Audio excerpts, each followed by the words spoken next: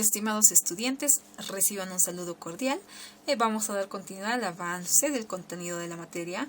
Vamos a hablar el día de hoy del entorno social del grupo. Anteriormente habíamos hablado del entorno personal del grupo, el cual se enfocaba solo a la persona. Ahora vamos a hablar del entorno social del grupo, que tiene que ver mucho con la interacción de los miembros del grupo. Entonces, ¿qué nos dice el concepto? Las diversas características de los miembros del grupo provocan determinados efectos que vienen a ser ciertos resultados. Ya podrían ser de mayor o menor interacción y de las relaciones entre los miembros del grupo. Posterior a ello, la composición de los grupos guiados por el objetivo se encontrarán con un fin de crear ese grupo ideal al cual están queriendo llegar. Entonces, el entorno social del grupo nos habla sobre los efectos de la composición de ellos. Y en estos efectos de la composición encontramos 4. De los 4 tenemos la composición de los grupos como consecuencia. En simples palabras, se han realizado investigaciones en las cuales se ha dado a entender que se conforman grupos por consecuencia. Y eso se debe a que se ha visualizado un acontecimiento improvisto, forzado, que ha tenido que generar que se conforme ese grupo. Ahora, vámonos al otro punto. A la composición del grupo como contexto. Este ejercicio, en sí, la definición es clara y concisa. En simples palabras, ¿cómo se genera una composición de un grupo por contexto? Esto se va a visualizar tanto en el contexto laboral o en el contexto escolar. ¿Por qué dicen que se va a conformar o se va a generar un grupo?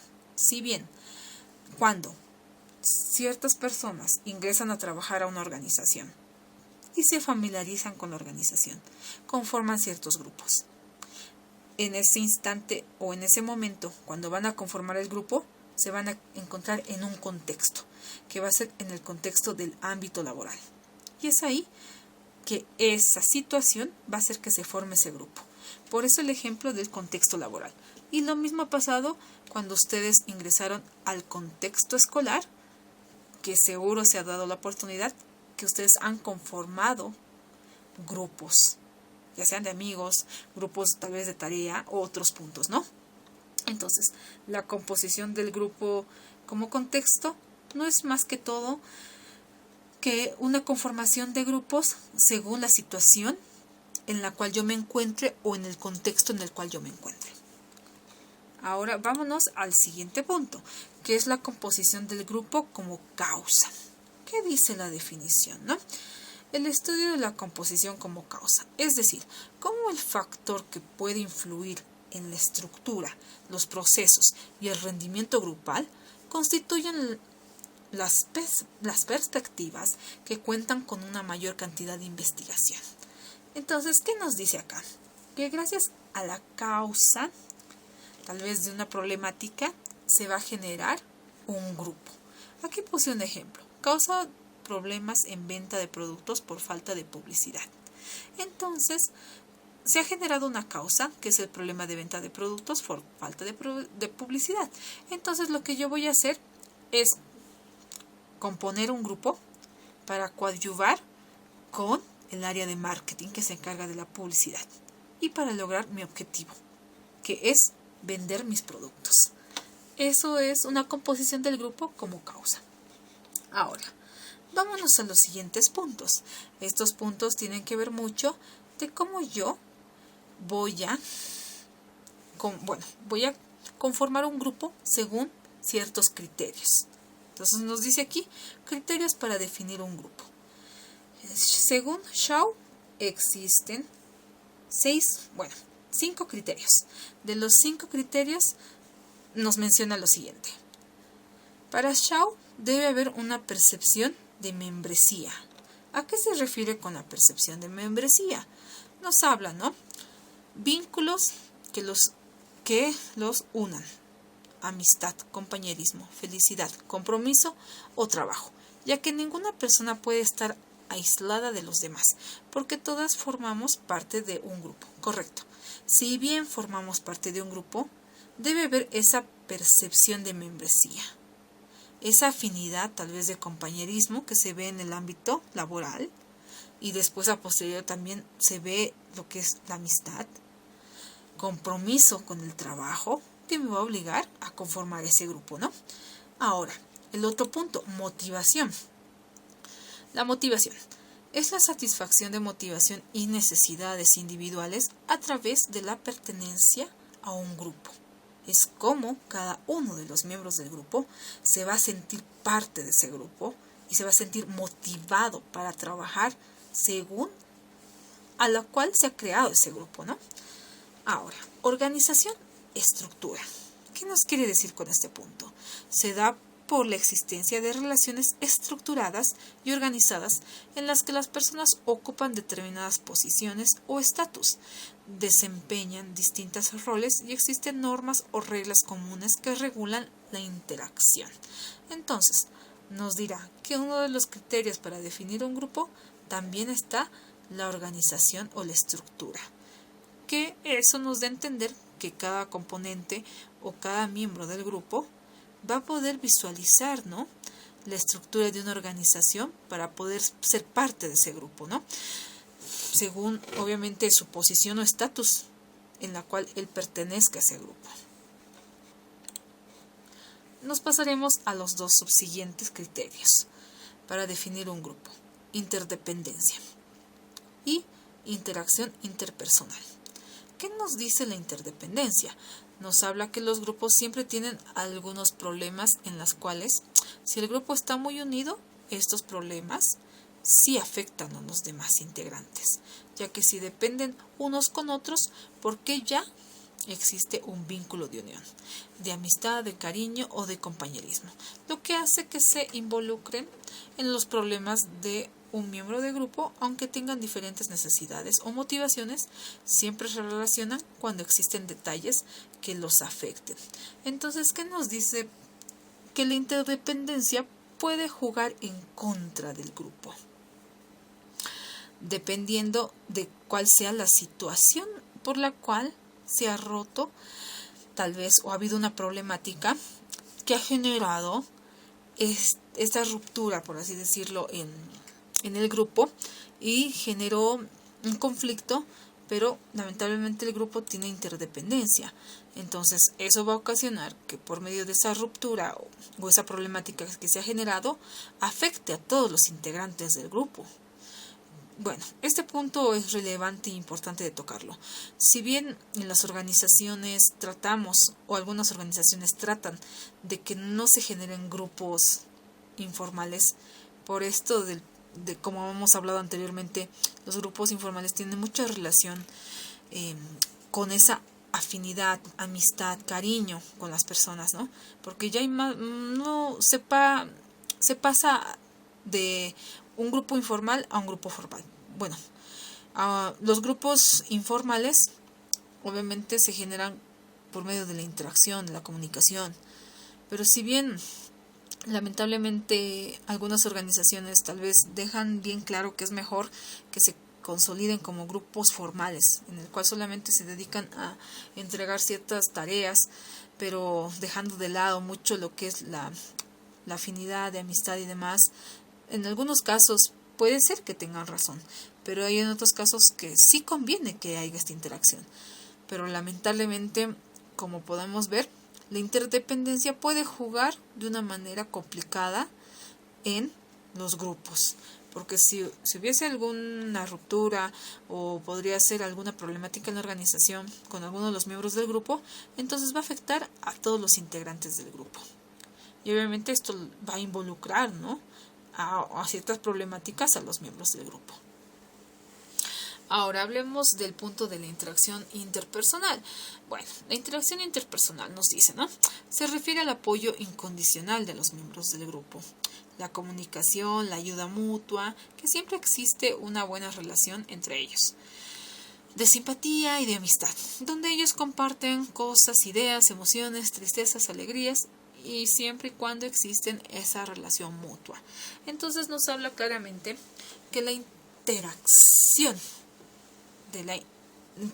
interpersonal va a ser como un apoyo incondicional de cada uno de los miembros del grupo. Y eso se va a consolidar por medio de una buena comunicación, ¿no? Por una buena amistad, obviamente por el compañerismo, y obviamente que comportan ciertos puntos de vista, ¿no? Y va a haber una existencia de una relación mutua entre cada uno de los miembros del grupo. Ahora, vámonos a este punto. Según Martín Barón, en 1986, él define al grupo de la siguiente manera. Él dice que un grupo no es grupo si no tiene identidad grupal, si no tiene una actividad grupal y si no hay poder grupal. Según para Barón, el grupo no sería grupo si no tiene estos indicadores. Ahora, vamos a analizar cada uno de estos indicadores y darnos cuenta por qué tiene mucha relación cuando se forma un grupo. Vamos a iniciar con la identidad grupal. ¿A qué se refiere con la identidad grupal? Nos da acá a entender en los puntos claros que la identidad grupal es la esencia de cada grupo, es su estilo, es esa manera de cómo se muestra el grupo y que lo diferencia de cualquier otro grupo. Identidad muy clara y sólida, históricamente afirmada, que obviamente se plasme su identidad del grupo desde un punto de vista sólido. Identidad confusa o débil, sometidos a las vaivedades de las circunstancias. Tres características que conforman la identidad del grupo. Este punto quería tocar, ¿no? Nos dice que en la identidad del grupo puede haber una identidad confusa o débil, cosa que debemos trabajar. Este punto es el que debemos identificar cuando se conforman grupos. Si hay una identidad confusa o débil, eso va a generar, obviamente, que haya ciertas circunstancias en las cuales se debilite el grupo en su identidad, a diferencia de tener bien claro este punto, la esencia de cada grupo y lo que la diferencia de cualquier otro, que eso hace la fuerza de ese grupo.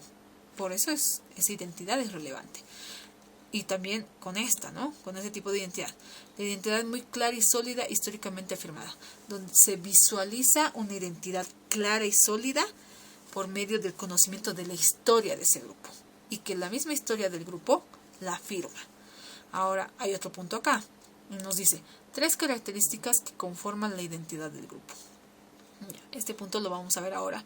Pero este punto, como les había mencionado, lo vamos a trabajar.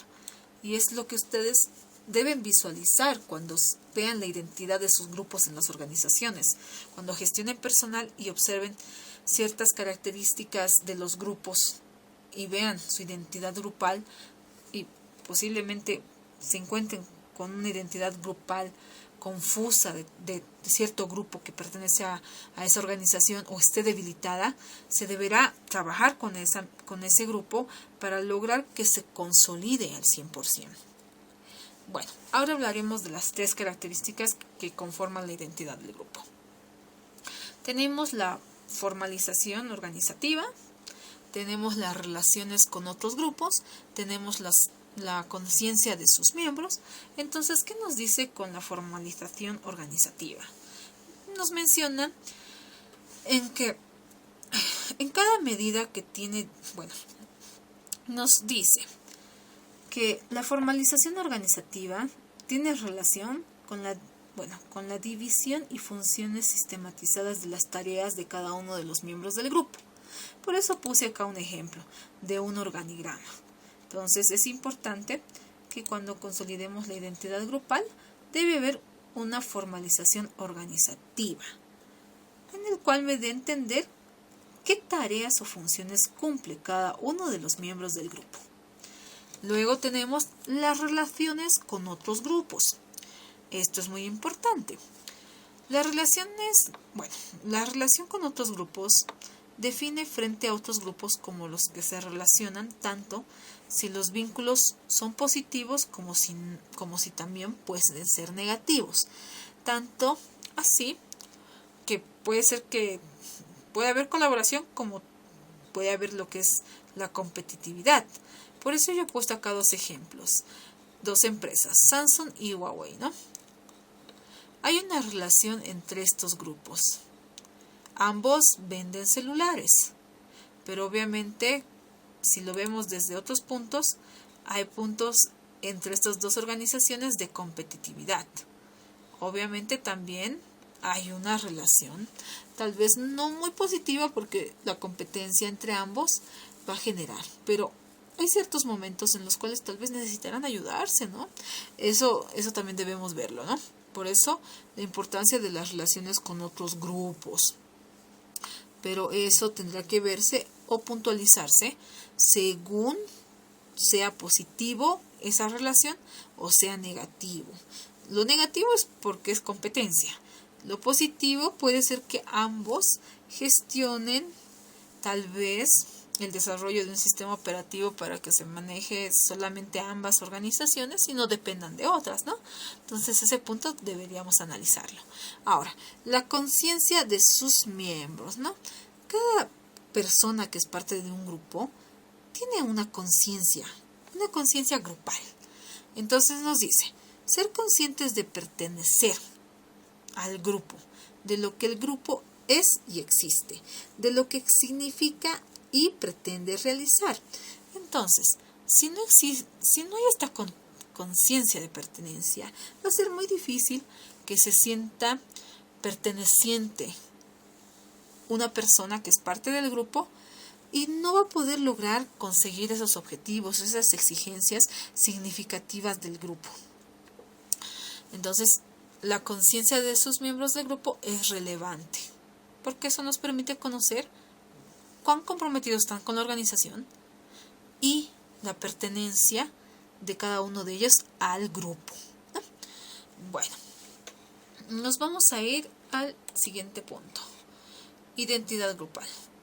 ¿Qué será la identidad grupal? Según Henry Tolfen, nos habla de la identidad grupal desde este punto, ¿no? Nos dice, la identidad grupal consiste en el autoconcepto de un individuo. Deriva de su conocimiento y aceptación por pertenecer a un determinado grupo o grupos sociales, ¿no? Bueno, aquí se unen mucho los valores, el significado emocional de pertenencia.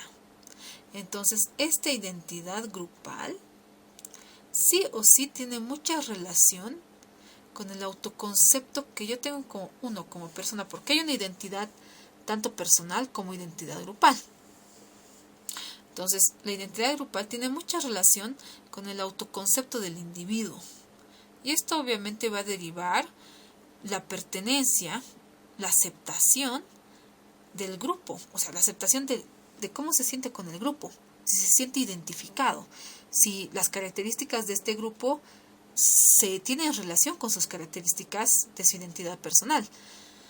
Obviamente, esto se ve muy relacionado a ese valor que le va a dar a la identidad grupal y al valor significativo emocional que le va a dar a esta identidad grupal, ¿no? Ya, bueno, el otro punto nos dice, es decir, asumimos una identidad grupal que surge por la intersección de todas las categorías sociales a las que creemos pertenecer. Consiste en pertenecer a una determinada religión, a una tendencia política, a una nacionalidad concreta, a una clase social, a un equipo de fútbol, a una tribu urbana, con los valores, compartimientos y cargas emocionales que cada uno tiene o que se etiquete a sí mismo o supone tener. Entonces, en síntesis, nos dice, la identidad grupal tiene mucha relación con esas características que me hacen a mí como persona, relacionado a mi identidad como persona, y que esas mismas se asemejan a la identidad grupal, y que a posterior se va a generar esos valores y ese significado emocional según el compromiso que yo tenga con mi grupo al cual yo pertenezco. Ahora, vámonos al siguiente punto, el poder del grupo. Todos los grupos en sí buscan este punto, cómo consolidar ese poder grupal. Entonces, mencionemos, el poder de un grupo permite generar más recursos, correcto. Entre más, por ejemplo, mejor estatus tenga mi grupo y logremos generar mejor poder en él, se va a generar más recursos. El poder tiene relación con los objetivos grupales, correcto, con el objetivo al cual queremos llegar y por qué nos hemos creado como grupo. El poder tiene que ver con la identidad grupal. Entonces, el poder tiene mucha relación con la identidad grupal de cada uno de los miembros del grupo según ellos se sientan identificados. Obviamente, si no hay esa identidad grupal, no se va a poder cumplir los objetivos trazados del grupo. Ahora, yo he puesto un ejemplo, Google y Huawei. Ambos grupos buscan un poder grupal.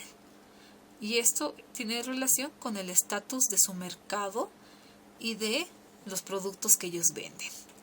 Entonces, estos grupos, se van a generar recursos. Posiblemente Google tenga más recursos, ¿no?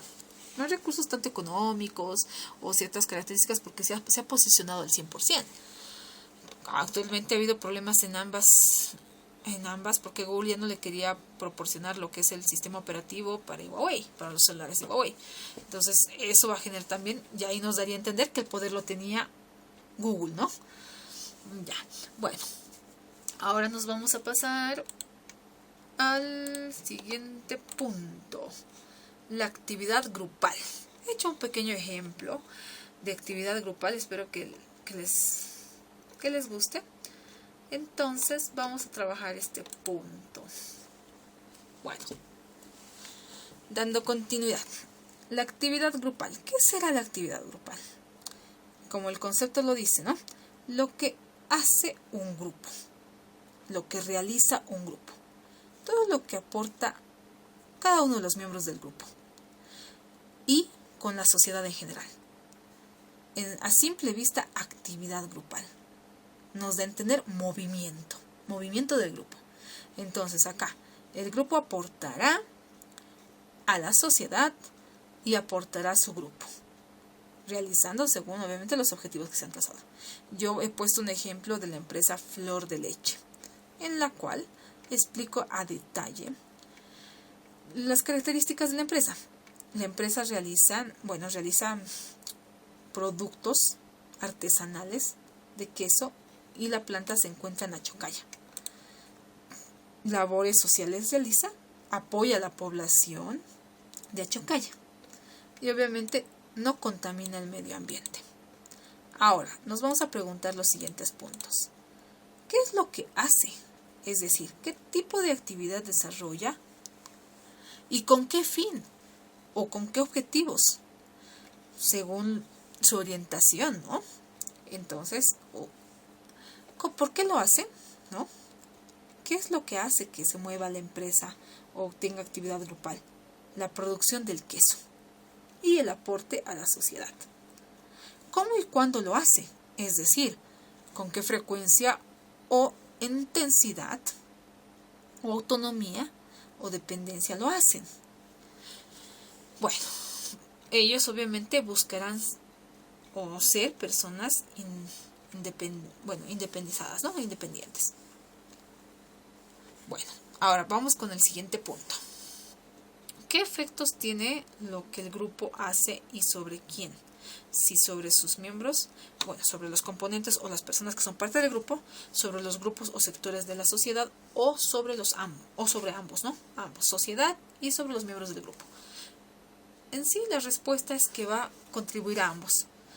Va a tener un efecto en cada uno de los miembros del grupo y un efecto en cada sector de la sociedad.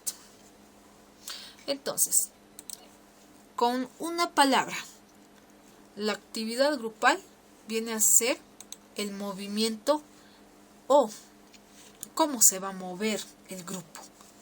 Y obviamente se va a responder estas preguntas, ¿no? Esta pregunta es muy clave y obviamente la vamos a rescatar, ¿no?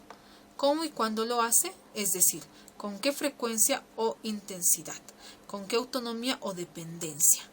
Entonces, este punto nos va a dar a entender que no va a ser dependiente la organización, porque es un ejemplo de una organización de flor de leche, y que obviamente va a buscar su independencia. Ya.